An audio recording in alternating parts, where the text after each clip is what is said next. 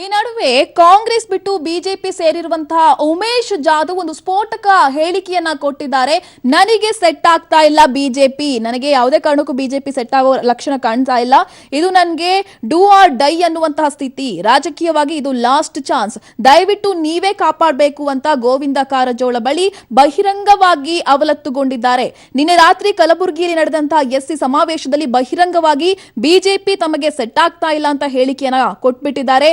ಸೋಲಿಲ್ಲದ ಸರದಾರನನ್ನ ಸೋಲಿಸಲು ಜಾಧವ್ರನ್ನ ಆಪರೇಷನ್ ಮಾಡಿದ ಬಿಜೆಪಿಗೆ ಈ ಹೇಳಿಕೆ ದೊಡ್ಡ ಆಘಾತ ಉಂಟು ಮಾಡಿದೆ. ನಂದು ಲಾಸ್ಟ್ ಚಾನ್ಸ್ ಅದ. ನಮಗ್ ನೀವು ಕೈ ಬಿಡಬಾರ್ದು, ಈ ಯುದ್ಧದಲ್ಲಿ ಗೆಲ್ಲಿಸ್ಬೇಕಂತ ಹೇಳಿ ನಾನು ಕೈ ಜೋಡಿಸಿ ಮಾಡ್ತೇನೆ. ಮತ್ತು ಗೋವಿಂದ ಕಾರಜೋಳ ಅವರಿಗೆ, ಸರ್ ನಿಮ್ಮ ಆಶೀರ್ವಾದ ನನ್ನ ಮೇಲೆ ಇರ್ಬೇಕು. ಯಾಕಂದ್ರೆ ನಮಗಿನ ಸೆಟ್ ಆಗ್ತಿಲ್ಲ, ಪಾರ್ಟಿನ ಸೆಟ್ ಆಗ್ಲಿಕ್ಕತ್ತಿಲ್ಲ. ಯಾಕಂದ್ರೆ ನಮಗಿನ ಸೆಟ್ ಆಗ್ತಿಲ್ಲ, ಪಾರ್ಟಿನ ಸೆಟ್ ಆಗ್ಲಿಕ್ಕತ್ತಿಲ್ಲ. ಯಾಕಂದ್ರೆ ನಮಗಿನ ಸೆಟ್ ಆಗ್ತಿಲ್ಲ, ಪಾರ್ಟಿನ ಸೆಟ್ ಆಗ್ಲಿಕ್ಕತ್ತಿಲ್ಲ. ಯಾಕಂದ್ರೆ ನಮಗಿನ ಸೆಟ್ ಆಗ್ತಿಲ್ಲ, ಪಾರ್ಟಿನ ಸೆಟ್ ಆಗ್ಲಿಕ್ಕತ್ತಿಲ್ಲ.